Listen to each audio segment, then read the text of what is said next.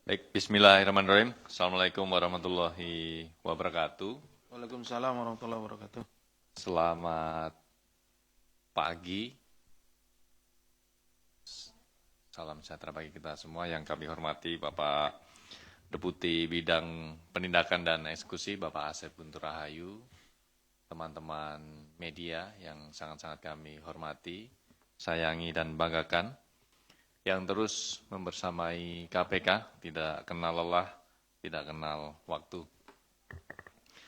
Pada kesempatan kali ini kami akan menyampaikan update terkait dengan kegiatan tangkap tangan yang KPK lakukan di wilayah Kabupaten Ponorogo terkait dengan perkara dugaan suap pengurusan jabatan serta dugaan tindak pidana korupsi lainnya yaitu terkait dengan suap proyek pekerjaan di RSUD Ponorogo dan juga penerimaan lainnya atau gratifikasi.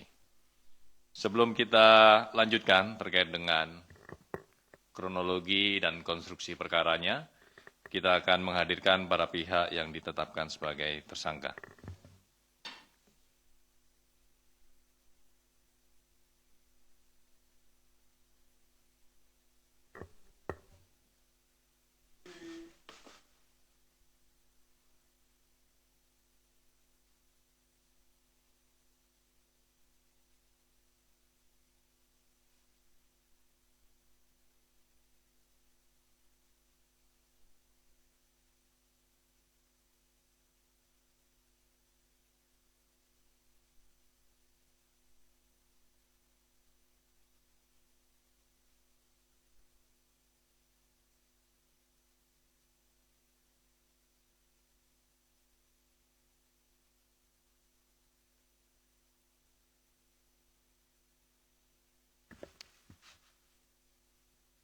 Sudah cukup, teman-teman?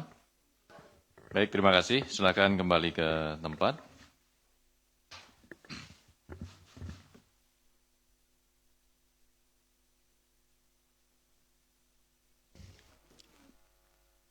Baik, teman-teman, kita akan lanjutkan kepada Bapak Deputi. Kami persilahkan. Terima kasih Mas Jubir.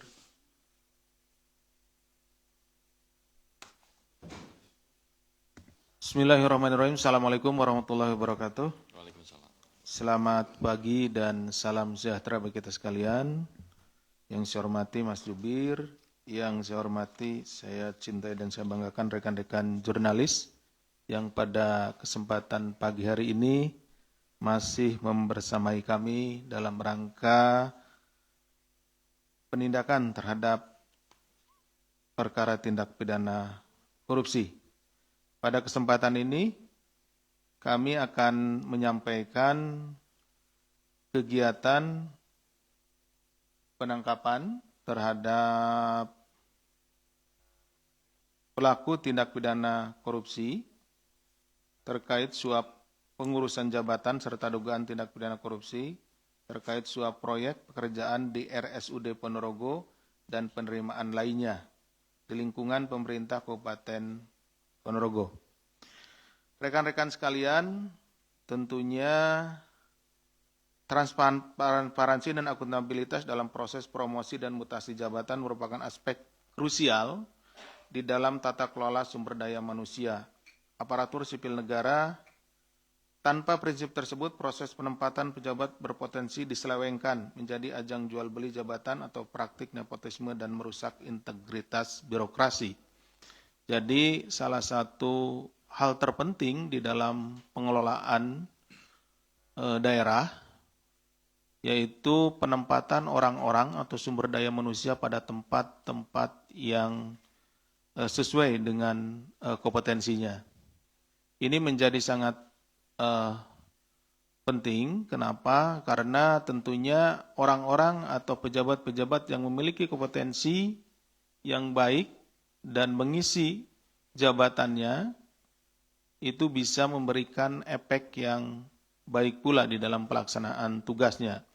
Tetapi dalam kenyataannya di beberapa tempat pengisian jabatan ini justru menjadi celah bagi para pejabat dalam hal ini yang memiliki kewenangan untuk penempatan jabatan itu menggunakan proses ini untuk mendapatkan sesuatu. Ya. Yang imbasnya ke depan adalah karena pertama jabatan tersebut diisi oleh orang-orang atau diisi oleh pejabat-pejabat yang tidak berkompeten, ya, tidak memiliki kompetensi di jabatan tersebut, maka tidak bisa memberikan pelayanan maksimal kepada masyarakat. Yang kedua, ada keinginan tentunya karena untuk memperoleh jabatan tersebut membayar sejumlah uang, maka yang ada di dalam pikirannya atau di dalam perencanaannya adalah bagaimana caranya untuk mengembalikan uang tersebut. Untuk yang pertama kali. Tentunya ini sangat merugikan bagi masyarakat. Dari survei penilaian integritas atau SPI 2024 yang dilakukan oleh Komisi Pemberantasan Korupsi, menemukan bahwa skor pengelolaan SDM secara nasional masih rendah, yaitu di angka 65,93. Artinya potensi terjadinya tindak pidana korupsi pada sektor ini masih cukup tinggi. Ini berdasarkan juga beberapa kejadian ya, yang kita temui bahwa penempatan para pejabat ya di tempatnya tersebut tadi masih belum sesuai dengan harapan.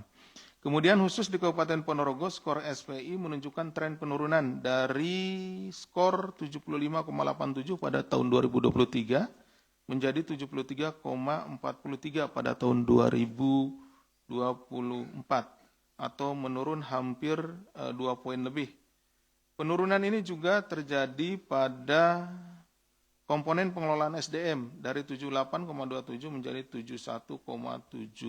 Ini turunnya sangat jauh, hampir 6, sekian persen. Oleh karena itu, kegiatan tertangkap tangan yang dilakukan oleh KPK di Kabupaten Ponorogo ini secara valid mengkonfirmasi data tersebut. Artinya, memang penurunan SDM itu terjadi karena praktek-praktek koruptif yang dilakukan oleh kepala daerah. Sehingga orang-orang atau pejabat yang ditempatkan di tempat tersebut itu tidak sesuai dengan kompetensinya. Yang terjadi ternyata tidak hanya penempatan pejabat saja. Jadi dalam proses ini atau yang terjadi di Ponorogo ini adalah ketika masa jabatan itu akan selesai, maka seharusnya dilakukan evaluasi terhadap jabatan tersebut. Apakah para pejabatnya kompeten di bidangnya dan memberikan pelayanan terbaik kepada masyarakat?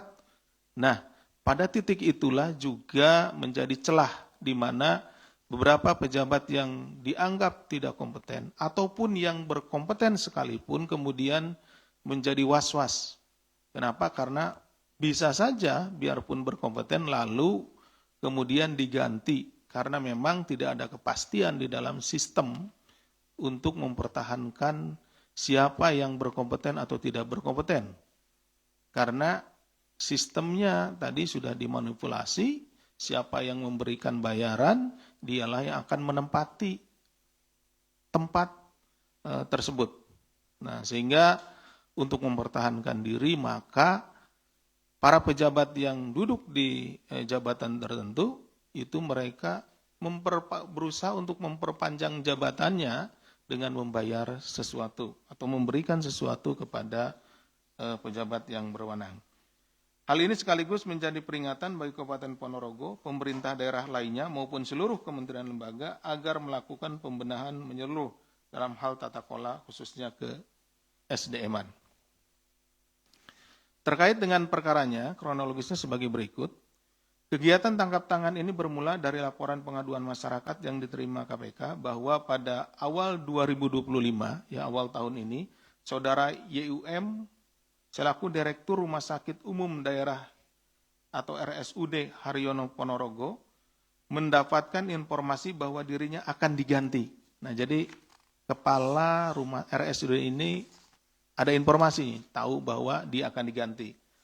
Pergantian tersebut akan dilakukan oleh Saudara SUG selaku Bupati Ponorogo. Jadi yang memiliki kewenangan di dalam mengganti pejabat di daerah tersebut di Kabupaten Ponorogo khususnya itu bupatinya, dan tentunya ini juga berlaku untuk kabupaten-kabupaten yang lainnya. Oleh karena itu, saudara YUM langsung berkoordinasi dengan saudara AGP selaku sekretaris daerah atau Sekda Kabupaten Ponorogo untuk menyiapkan sejumlah uang yang akan diberikan kepada SUG dengan tujuan agar posisinya tidak diganti. Nah, di sini seperti tadi saya sampaikan bahwa bagi pejabat-pejabat yang sudah menduduki jabatannya tersebut, kemudian ketika mendengar akan ada pergantian atau mutasi, yang bersangkutan berusaha untuk mempertahankan jabatannya dengan memberikan sesuatu. Akhirnya kompetisi yang terjadi adalah bukan kompetisi kompetensi, ya, bukan kompetisi kemampuan, bukan kompetisi melayani masyarakat. Tetapi bagaimana kompetisinya tersebut justru kompetisi menyerahkan uang seberapa besar gitu ya. Siapa yang paling besar bisa memberikan setoran, dialah yang akan mendapatkan jabatan tersebut. Yang akan diganti atau yang sedang menduduki jabatan menyerahkan sejumlah uang, yang ingin jabatan tersebut juga menyerahkan sejumlah uang. Tinggal mana yang paling besar gitu. Ini kan ironi.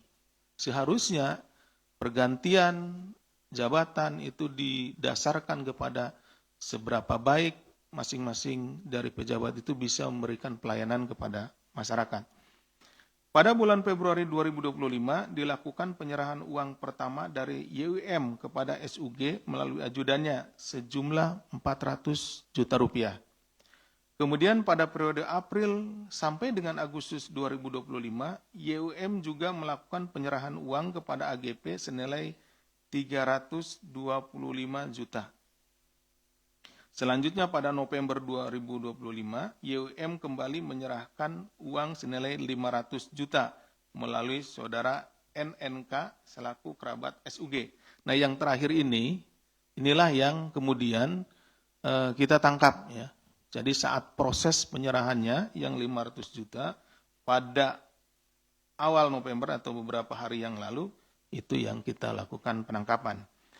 Sehingga total uang yang telah diberikan YUM dalam 3 kali penyerahan uang tersebut mencapai 1,25 miliar dengan rincian untuk SUG sebesar 900 juta dan AGP sebesar 325 juta rupiah.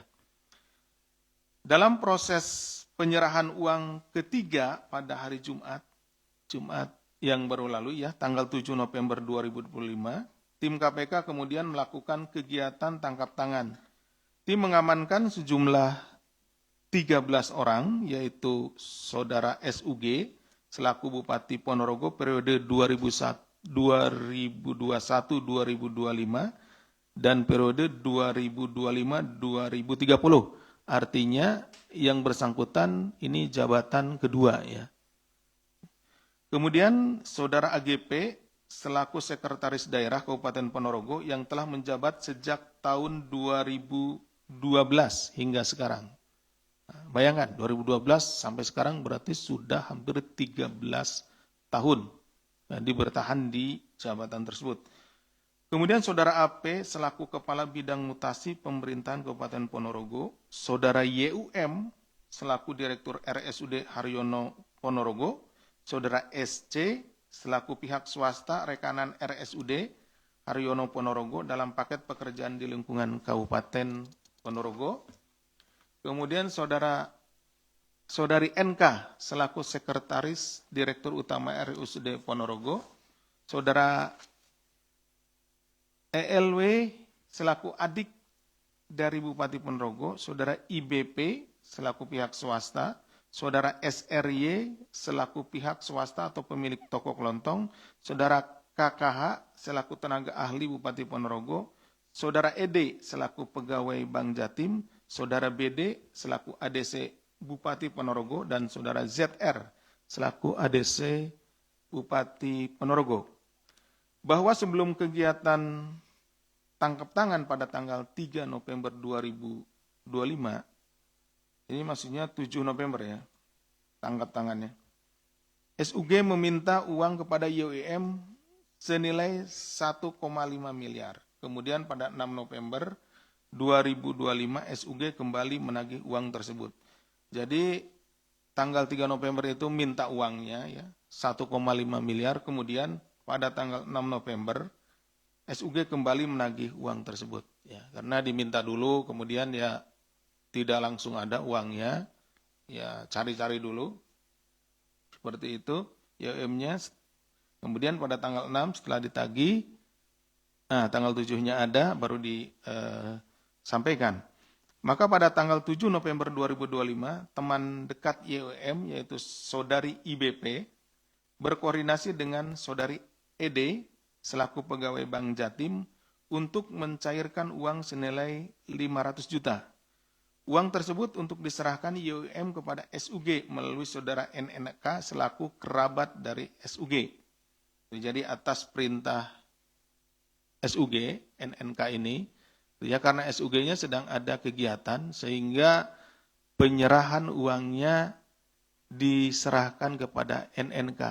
Tapi NNK tidak mengetahui ya awalnya untuk keperluan apa atau akan ada penyerahan.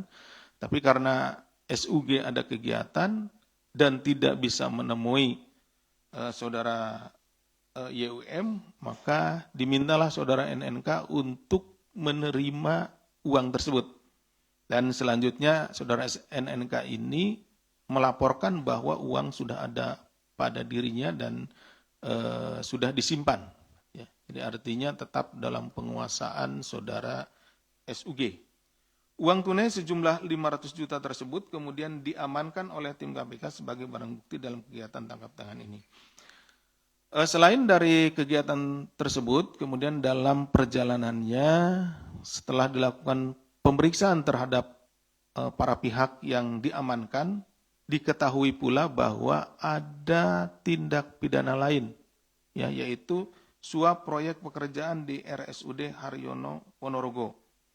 Bahwa dalam kegiatan tangan ini, tim KPK menemukan adanya dugaan tindak pidana korupsi lain berupa suap terkait paket pekerjaan di lingkungan RSUD Ponorogo. Bahwa pada tahun 2024 terdapat proyek pekerjaan di RSUD Ponorogo senilai 14 miliar. Dari pekerjaan tersebut, saudara SC selaku pihak swasta rekanan RSUD Haryono Ponorogo diduga memberikan fee proyek kepada YUM ya sebesar 10% dari nilai proyek atau sekitar 1,4 miliar. Nah ini kan kelihatan polanya menjadi berantai ya pada titik ini. Kenapa? Ketika untuk memperoleh jabatan tersebut harus menyerahkan atau memberikan sejumlah uang, maka si pejabat ketika sudah jadi atau sudah menjabat seperti YUM ini, Direktur Rumah Sakit Haryono Ponorogo, kemudian ketika ada proyek, dia meminta fee kepada vendor. Ya. Tentunya buat apa? Ya paling tidak untuk mengembalikan ya, tadi uang yang digunakan oleh dia untuk suap mendapatkan jabatannya. Itu seperti ini. Jadi berantai. Mulai dari dia dimintai oleh bupatinya, kemudian setelah dia menduduki jabatannya, kemudian ketika ada proyek di lingkungan tempat yang bersangkutan bekerja, ya dia akhirnya meminta fee gitu ya pada vendor yang pemenang proyek tersebut. YUM kemudian menyerahkan uang tersebut kepada SUG melalui SGH selaku ADC Bupati Ponorogo dan dari ELW selaku adik Bupati Ponorogo. Selain itu juga penyidik menemukan penerimaan lainnya gratifikasi ya. Kami masukkan ke gratifikasi. Selain itu tim KPK juga menemukan dugaan tindak pidana korupsi penerimaan lainnya yang dilakukan SUG bahwa dalam periode 2023 sampai dengan 2025 diduga SUG menerima uang senilai 225 juta dari YUM. Selain itu pada Oktober 2025 SUG juga menerima uang sebesar 75 juta dari EEK selaku pihak swasta. Ini baru pada dinas atau pada rumah sakit Ponorogo ya. Jadi karena beberapa saksi yang kami minta keterangan itu dari Rumah Sakit Haryono Ponorogo. Jadi terkait dengan proyek-proyek yang ada di lingkungan Rumah Sakit Ponorogo. kita atau kami penyidik tentunya akan mendalami untuk SKPD lain. Jadi tidak hanya di rumah sakit tentunya, ada di dinas-dinas yang lain. Seperti apa? Karena apa yang terjadi kepada Direktur Rumah Sakit Haryono Ponorogo ini kemungkinan besar atau kami menduga bahwa ini juga terjadi di dinas-dinas lain di Kabupaten Ponorogo. Dari ketiga klaster, dugaan suap terkait pengurusan jabatan, kemudian suap proyek pekerjaan di RSUD Ponorogo dan penerimaan lainnya, setelah dilakukan pemeriksaan secara intensif pada tahap penyelidikan dan telah ditemukan unsur dugaan peristiwa pidananya, maka perkara ini naik ke tahap penyidikan yang kemudian setelah ditemukan kecukupan alat bukti, KPK menetapkan 4 orang tersangka, yaitu SUG selaku Bupati Ponorogo periode 2021-2025 dan 2025-2030, Saudara AGP selaku Sekretaris Daerah Kabupaten Ponorogo yang telah menjabat sejak tahun 2012 hingga saat ini, Saudara YUM selaku Direktur RSUD Dr. Haryono Kabupaten Ponorogo, dan Saudara SC selaku pihak swasta rekanan RSUD Ponorogo dalam paket pekerjaan di lingkungan Kabupaten Ponorogo. Ya, paket pekerjaannya di Rumah Sakit Haryono Kabupaten Ponorogo tentunya. Atas perbuatannya, Saudara SC dalam hal pelaksanaan paket pekerjaan di lingkungan Pemkab Ponorogo diduga melakukan perbuatan tindak pidana korupsi sebagaimana diatur dalam pasal 5 ayat 1 huruf A atau huruf B dan atau pasal 13 Undang-Undang Tindak Pidana Korupsi. Sementara terhadap Saudara SUG bersama-sama dengan Saudara YUM diduga melakukan perbuatan tindak pidana korupsi sebagaimana diatur dalam pasal 12 huruf A atau huruf B kecil dan atau pasal 11 dan atau pasal 12 B besar Undang-Undang Tindak Pidana Korupsi junto pasal 55 ayat 1 ke 1 KUH pidana. Artinya SC adalah sebagai pemberi suap, kemudian SUG bersama-sama dengan YUM adalah penerima suap.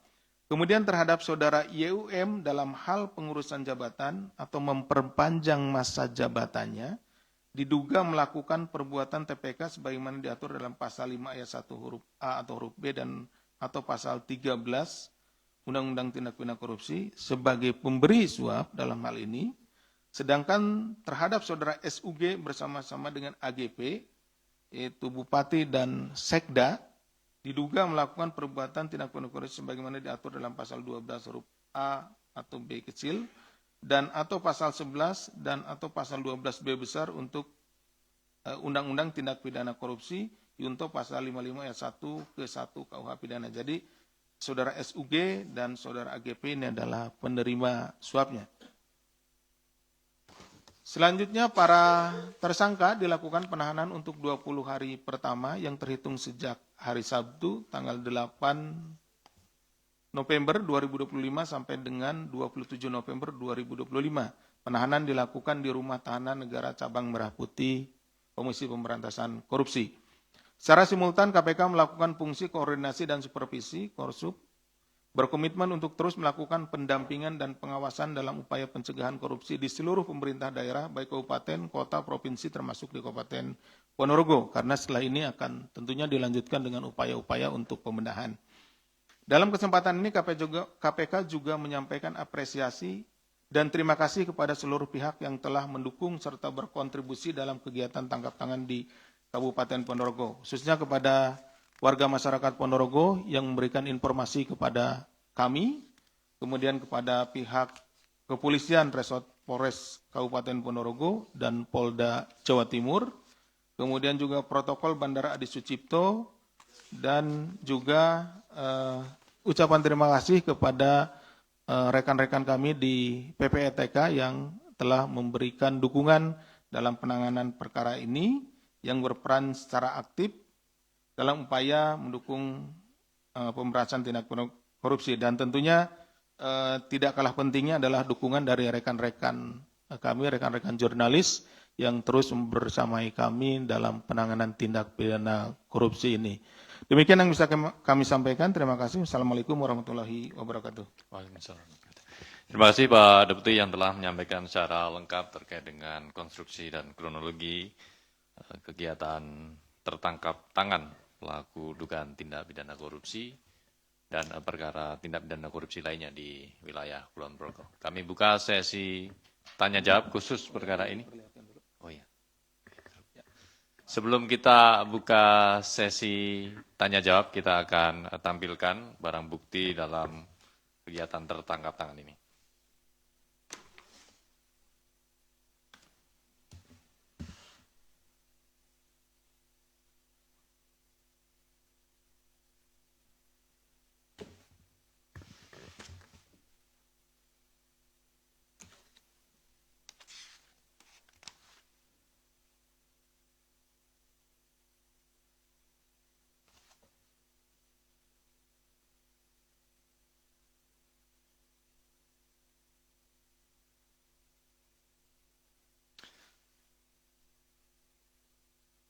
Barang bukti berupa uang tunai dalam bentuk mata uang rupiah senilai 500 juta yang diamankan pada tanggal 7 November hari Jumat. Saat penyerahan yang dilakukan oleh saudara YUM kepada saudara SUG melalui NNK selaku kerabat dari saudara SUG.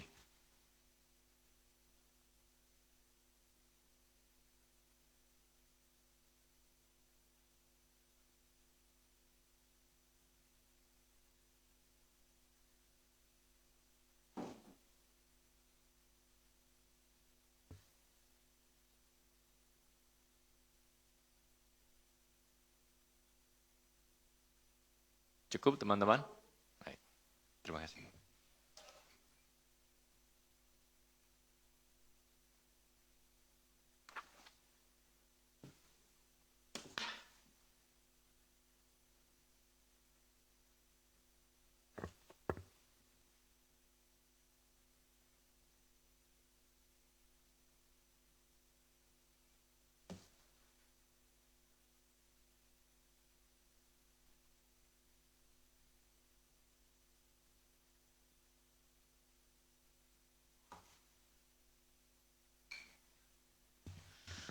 Baik, teman-teman, kita akan buka sesi tanya-jawab khusus perkara ini. Pertama, Mas Mario, Mbak Sasya, ada lagi? Oke, silakan Mas Mario.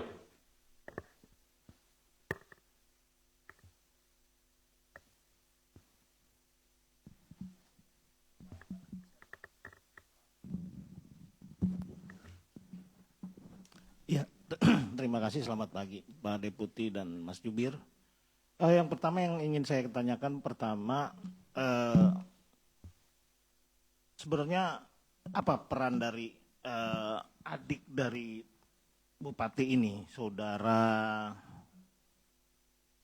siapa ini? Eli Widodo. Ya, saudara Eli. Ya, perannya. Terus kemudian diketahui kan KPK membawa sekitar 7 orang ya. Nah, di sini ya sempat ada mantan Direktur Utama Perumda Sari Gunung. Nah, ini yang juga turut diamankan Kokoh Priyo Utomo. Ini kok nggak ada di sini, padahal itu sempat dibawa dari 7 orang itu. Terus kemudian ada Mbah Cip. Mbah Cip itu anggota DPRD dari fraksi P3. Itu juga turut diamankan dari 7 nama yang dimaksud.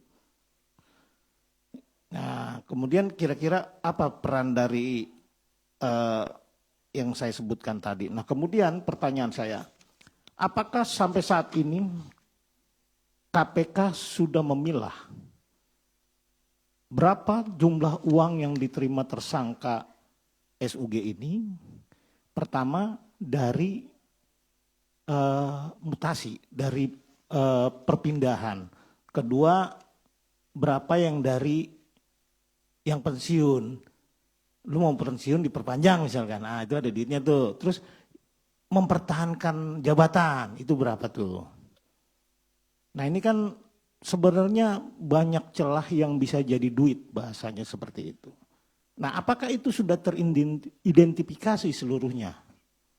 Nah ini kan menjadi pekerjaan menarik, dan kemudian kalau saat ini KPK baru memilah 3 klaster antara suap, kemudian gratifikasi, dan satu lagi apa tadi?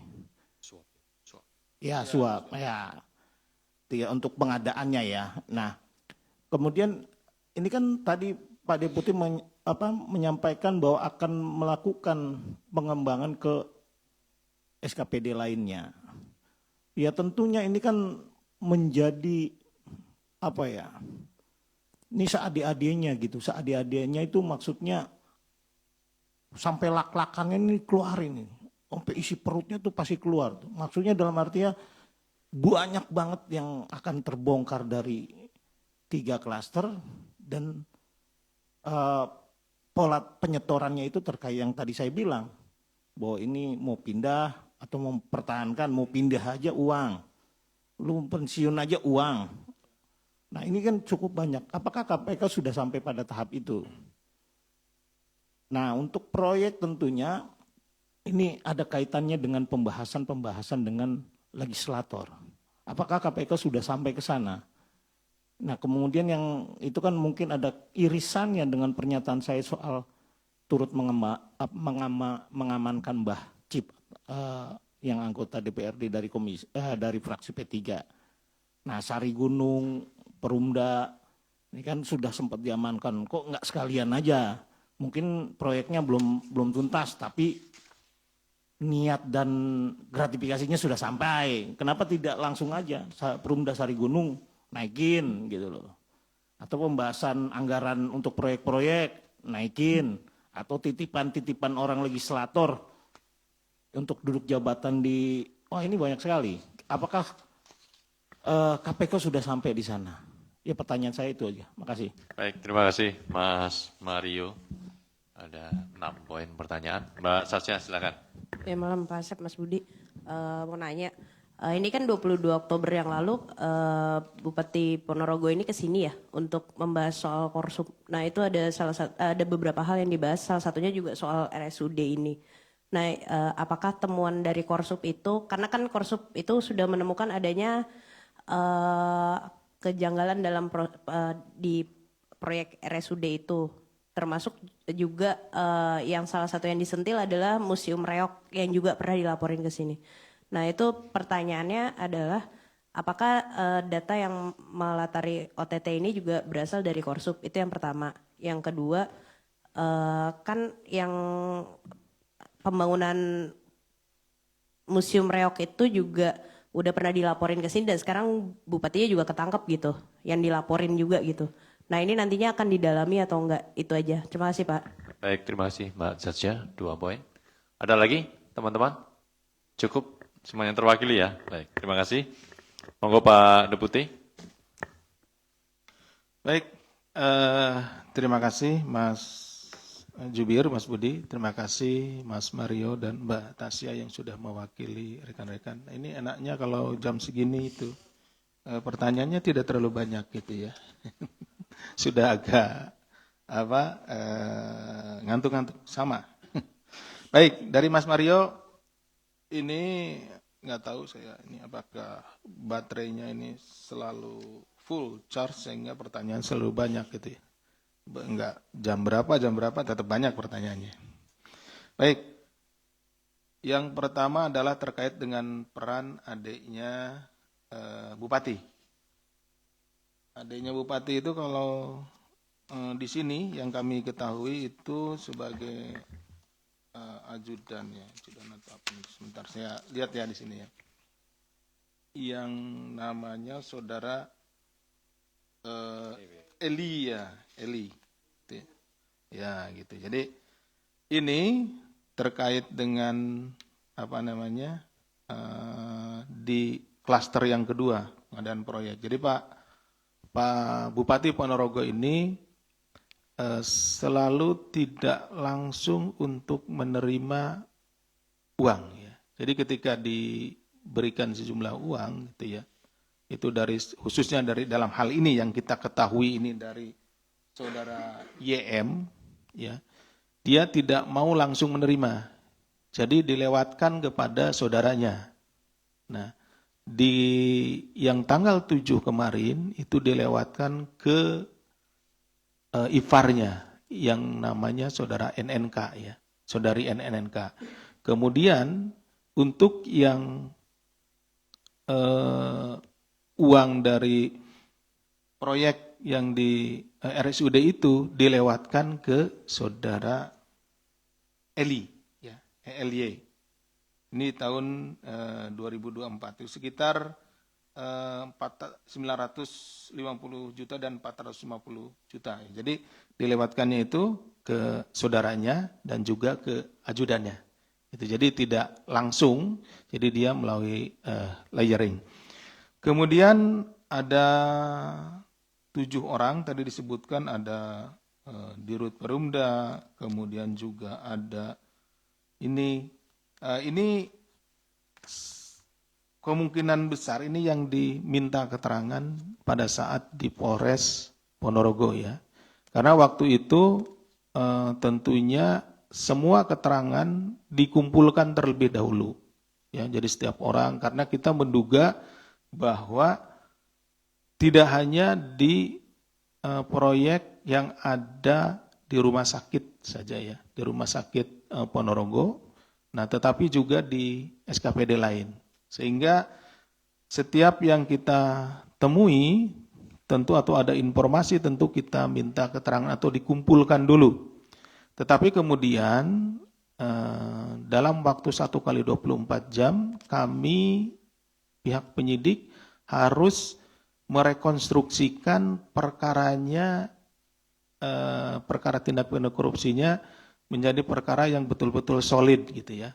Artinya konstruksi perkaranya solid dan full tight, sehingga dari sekian banyak informasi yang kami terima, yang kemudian dikumpulkan keterangan-keterangan dari para pihak dan dicocokkan dengan bukti-bukti yang ada. Nah, konstruksi yang ada saat ini adalah terkait dengan perpanjangan suap perpanjangan jabatan dari kepala atau Direktur Utama RSUD Haryono Ponorogo, kemudian juga pemberian atau suap dalam proyek di RSUD Ponorogo senilai 14 miliar dan penerimaan lainnya, gitu. Jadi keterangan-keterangan yang diberikan oleh beberapa orang tersebut baru dikerucutkan pada 3 hal ini. Nah, tentunya ke depan seiring kami melaksanakan penyidikan, keterangan-keterangan yang sudah kami terima, sudah kami peroleh, tetapi belum cukup bukti sehingga belum dilakukan rekonstruksi perkaranya, belum di firm, gitu, ya. Itu akan terus didalami sehingga diperoleh nanti kecukupan alat bukti, dan setelah itu tentunya kita akan menetapkan kembali, ya, beberapa perkara tersebut untuk naik ke penyidikan. Jadi tadi yang disampaikan oleh Mas Mario, beberapa orang tersebut diminta keterangan dan lain-lain. Yang paling terkait, ya, paling komplit, lalu dibawa ke sini, ya, sebagian dibawa ke sini. Nah, yang di sana lebih banyak lagi yang diminta keterangan. Demikian, Mas Mario. Kemudian berapa jumlah uang yang diterima SUG dari tadi? Memang banyak sekali, betul yang disampaikan oleh Mas Mario. Celahnya banyak sekali. Mulai dari yang akan mutasi jabatan, artinya perpindahan dari jabatan satu ke jabatan yang lain, ya. Kemudian ada yang tadi mempertahankan, ya, jabatannya tersebut. Jadi pertama itu dihembuskan dulu bahwa akan ada pergantian jabatan, gitu, akan ada mutasi. Nah, dari informasi yang dihembuskan tersebut, kemudian para pejabat, ya, eselon 1 maupun eselon 2 di Kabupaten Ponorogo ini kemudian menjadi khawatir, ya, was-was. Ini kemungkinan besar kan semua jabatan itu akan di-rolling, itu akan digeser. Sehingga mereka melakukan upaya-upaya untuk mempertahankan bagi yang ingin bertahan di jabatan tersebut. Dan bagi yang ingin pindah ke jabatan yang lain, gitu, yang dianggap mungkin lebih bagus, ya, dia berusaha juga untuk bagaimana caranya bisa mendapatkan jabatan tertentu. Akhirnya terjadilah kompetisi. Dalam hal ini kompetisinya bukan bagaimana memberikan pelayanan terbaik kepada masyarakat, tapi kompetisi bagaimana mendapat jabatan itu, gitu, dengan membayar sejumlah uang. Ya akhirnya tawarannya besar-besaran. Tadi makanya diminta 1,5 miliar gitu, kepada saudara YUM ini. Itu artinya sudah ada komunikasi-komunikasi, sehingga gampangnya gini, kalau kamu mau bertahan di sini, sanggup nggak ngasih 1,5 miliar? Ditawarkan demikian. Kalau tidak sanggup berarti nanti akan ada orang lain yang akan ngambil peluang itu, gitu. Ini akhirnya kan menjadi tidak sehat karena persaingan di antar kepala dinas ini atau antar pejabat ini bukan persaingan dalam rangka memberikan pelayanan kepada masyarakat, tapi persaingan dalam bagaimana mendapatkan jabatan tersebut, dan itu akan merembet kepada pelaksanaan tugasnya. Buktinya apa? Buktinya ketika ada proyek yang ada di tempat kerjanya atau yang ada di SKPD-nya, atau ada pada dinasnya. Kemudian yang pertama adalah bagaimana mendapatkan sejumlah uang dari proyek tersebut, ya tadi sebagai kompensasi atas apa yang telah mereka keluarkan untuk mendapatkan jabatan tersebut. Tadi makanya diketahui ketika ada proyek di Rumah Sakit Haryono Ponorogo itu, dari 14 miliar kemudian diminta 10%-nya. Ya, 1,4 miliar seperti itu. Kemudian apakah sudah teridentifikasi? Tentunya baru yang di rumah sakit saja ya, dengan waktu 1 kali 24 jam, informasi dari masyarakat, informasi dari yang kita duga terlibat dalam praktek suap menyuap ini. Nah baru itu, tapi tentunya ini akan kita dalami. Karena kami juga seperti halnya rekan-rekan, termasuk Mas Mario tentunya menduga bahwa praktek ini tidak hanya terjadi di Rumah Sakit Ponorogo, tetapi terjadi di dinas yang lainnya. Kemudian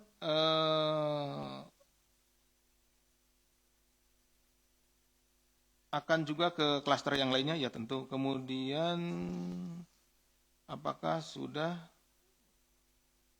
yang selanjutnya terkait dengan proyek. Ya, sini apakah sudah didalami terkait dengan legislator dan yang lainnya? Tentunya juga akan ke sana. Karena untuk adanya proyek dan lain-lain itu ada persetujuan ya. Persetujuan tidak hanya dari eksekutif tetapi juga dari legislatif. Di penganggaran yang ada di Kabupaten Ponorogo tentunya ada kesepakatan-kesepakatan tentunya di sana, ada keputusan-keputusan dari legislatif untuk proyek-proyek ada di sana, tapi juga dari eksekutif, tapi juga dari legislatif. Kami juga akan mendalami ke sana dari nilai-nilai proyek yang ada di Kabupaten Ponorogo khususnya, apakah nanti ada penyimpangan atau tidak. Demikian mungkin Mas Mario. Kemudian ya. Satu lagi kalau boleh nambah. Yang mana? Boleh. Ya tadi kan, ini kan Pak Deputi ngomong, ini udah 2 periode, artinya 10 tahun. Ya. Yang satu sekda 12 tahun. Ya.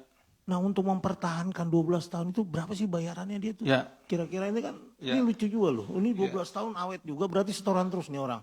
Betul. Nah itu kira-kira udah sampai belum penggalian KPK untuk mengetahui mempertahankan jabatan 12 tahun itu dari sekda itu bagaimana tuh? Ya.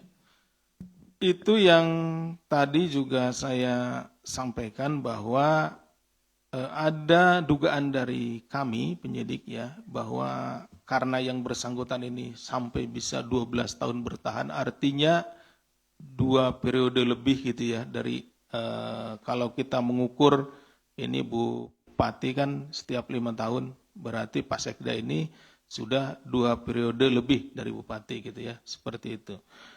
Nah, itu yang sedang kita dalami juga. Keterlibatan yang bersangkutan di perkara ini ya, itu terkait dengan masalah proyek ya. Gitu. Jadi saudara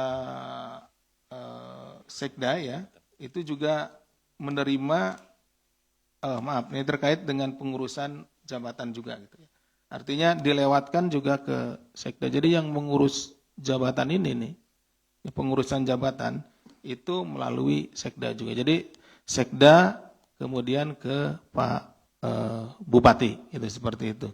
Nah, di samping dia menerima gitu ya, menerima juga di sini, apakah juga dia mempertahankan itu dengan memberi juga, kan gitu.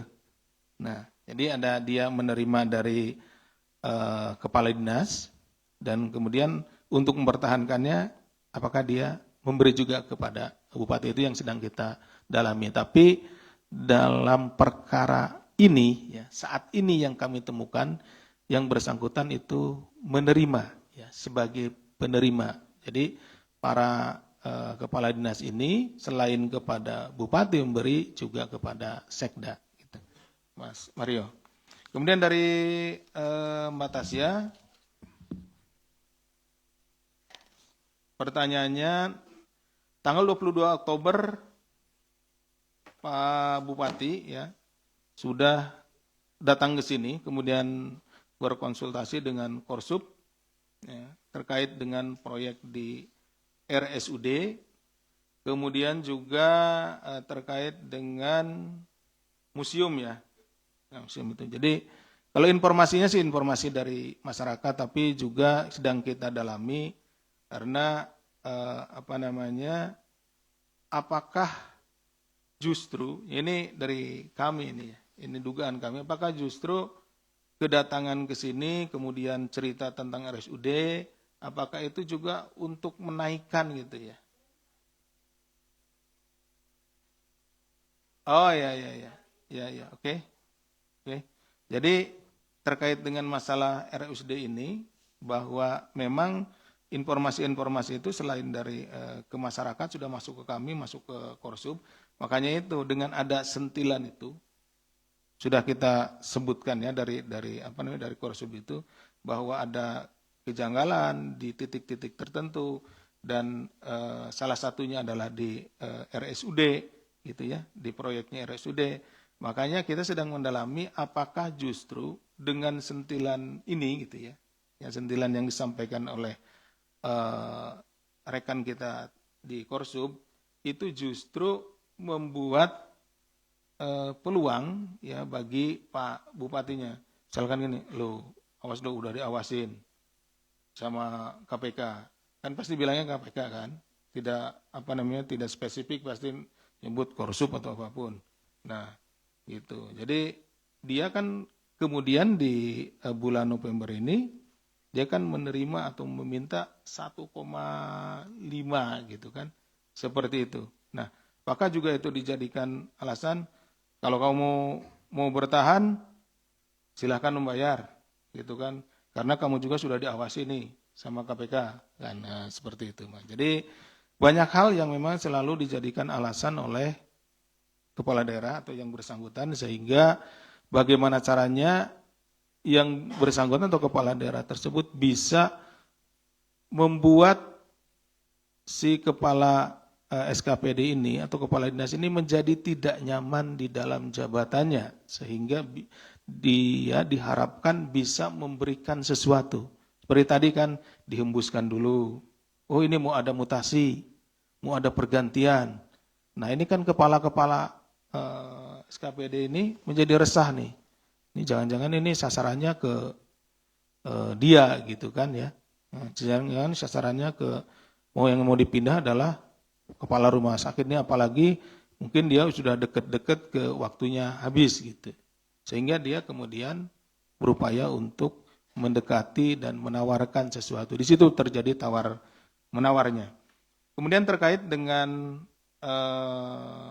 museum reok dan yang lainnya, tidak hanya museum reok saja, setiap pengadaan barang dan jasa yang ada di Kabupaten Ponorogo tentunya sekaligus akan kami dalami terkait hal-hal tersebut, penyimpangan-penyimpangannya bersamaan dengan kita melakukan penyidikan terkait dengan OTT pada kali ini. Demikian Mbak Tasa yang bisa kami sampaikan. Baik, terima kasih Pak Deputi yang telah menjelaskan dari dua penanya, Mas Mario dan Mbak Sas ya. Ini biasanya ada Mas Rizky Pak sebagai pertanyaan penutup, tapi karena nggak ada mungkin gantinya Mas Yudi. Iya Mas Yudi. Silakan Mas Yudi. Biar jadi 3 pertanyaan. Biasanya 3 kalau. Selamat pagi, Mas Budi, Pak Asep izin.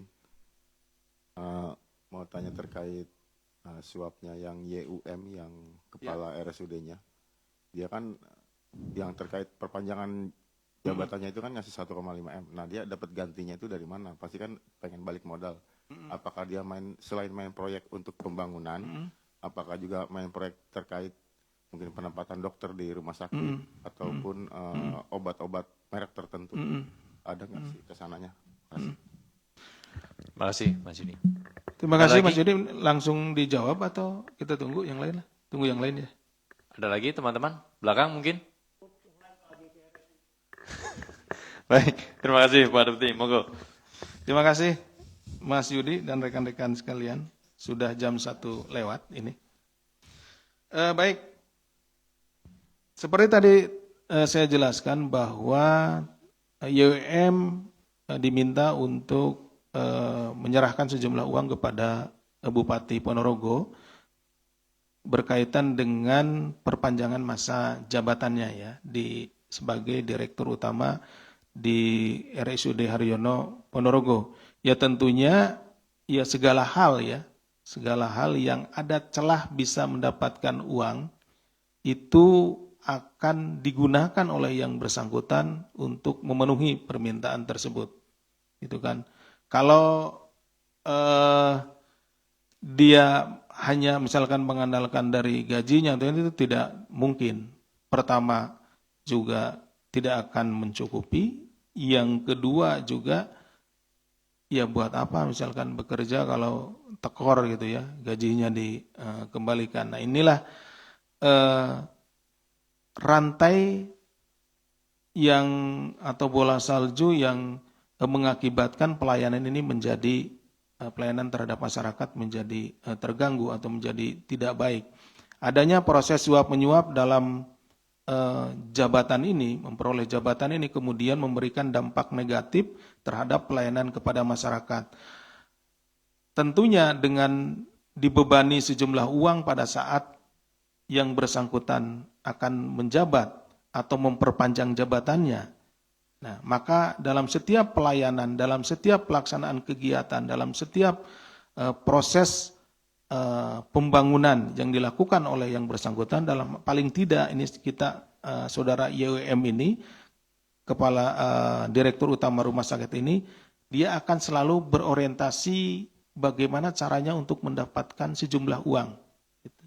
Jadi mungkin pelayanan di sana akan selalu berorientasi kepada materi, sehingga masyarakat tidak mendapatkan pelayanan yang baik, tetapi selalu dihadapkan kepada pelayanan yang dikaitkan dengan pungutan-pungutan, ya, pungutan jumlah uang. Datang ke rumah sakit misalkan, nanti tadi Mas Yus sudah sampaikan pengobatannya dan lain-lainnya, gitu ya, diturunkan grade-nya, itulah seperti itu nanti yang terjadi. Misalkan harusnya dapat obat yang bagus, tetapi karena harus mendapatkan sejumlah uang, maka kualitasnya dikurangi.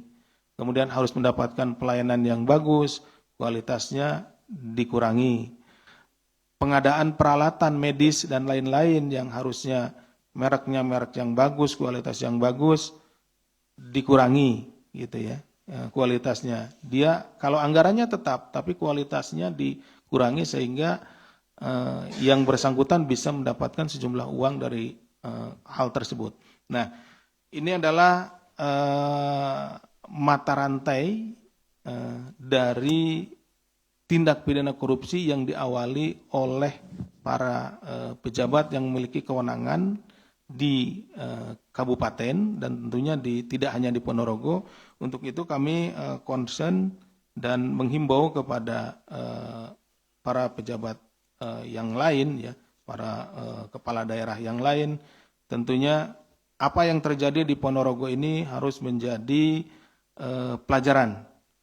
Yang sedang dilakukan silahkan untuk segera dihentikan praktek-praktek seperti itu. Tapi tentunya menghentikan pun juga itu bukan sebuah tidak menghapus apa yang telah dilakukan. Tapi paling tidak dengan menghentikan praktek-praktek tersebut, ya kedepannya masyarakat akan bisa mendapatkan pelayanan yang lebih baik. Seperti itu. Itu mungkin yang bisa kami sampaikan.